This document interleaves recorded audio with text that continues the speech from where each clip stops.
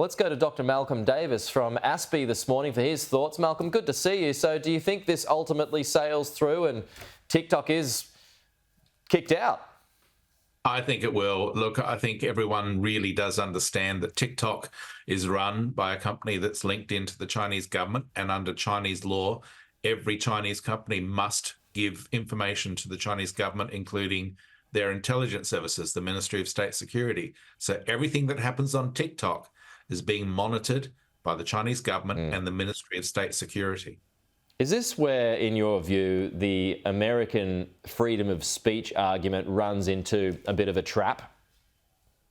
Yes, in the sense that obviously, TikTok is about being able to express yourself online.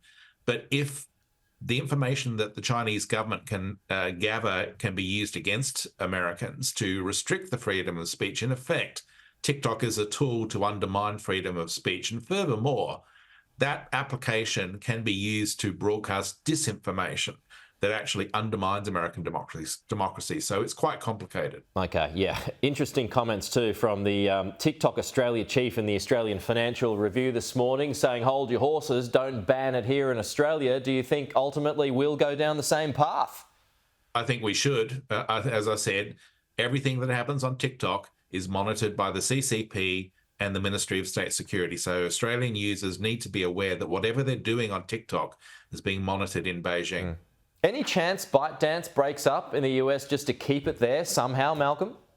That's a possibility, but I think that ultimately there needs to be tougher controls put on these sorts of applications to make sure that they're not being misused or exploited by hostile powers in a manner that's inimical to our interests. All right. Good to chat, Malcolm. Talk to you soon.